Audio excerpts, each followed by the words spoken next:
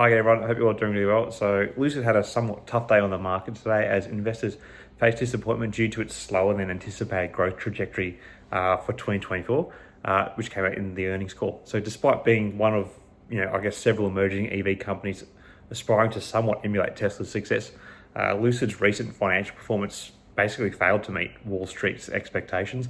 Specifically, its fourth quarter results revealed a loss of 29 cents per share, which was actually slightly better than analysts' predictions, but with revenue totaling $157.2 million, is considerably lower than the consensus estimate of $180 million. The company's production figures were also a little bit underwhelming, with only 1,734 vehicles delivered in Q4 and a total of 6,001 vehicles for the entirety of 2023, which represent 37% increase on the previous year. So obviously the markets were probably hoping for a little bit more.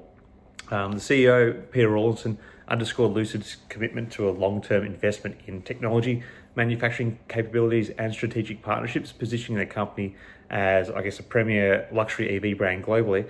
Despite Rawlinson's optimistic outlook for the year ahead and beyond, Lucid's growth projections for 2024 kind of fall short of investor expectations.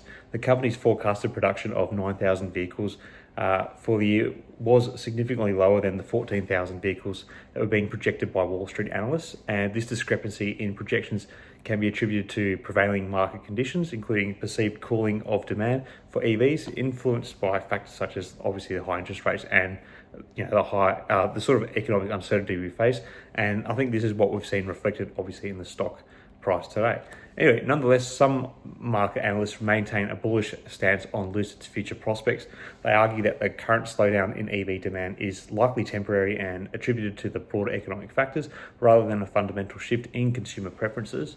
Their Air sedan has been well received in the market, and the company possesses a diversified manufacturing footprint. Additionally, Lucid's robust financial position with total liquidity amounting to $4.78 billion by the end of the quarter provides it with significant advantage over many of the other EV startup competitors. Basically, they've got a lot of money in the bank, and this will allow them to get through whatever market challenges they seem to face. Anyway, while uncertainty persists within the sector at large, particularly regarding shifting consumer preferences and market dynamics, patient investors who believe in the long-term viability of EVs may find Lucid shares worth considering. Despite the short-term setback following the post-earnings drop, Lucid's solid product offering, financial strength and strategic position within the EV market suggests that it sort of remains a viable investment opportunity for those with a longer-term perspective. So short-term pain, hopefully long-term gain.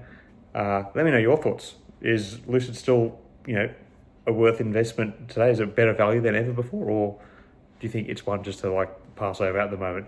Share your thoughts down below. Till next time, may the markets trade in your favor. Cheers.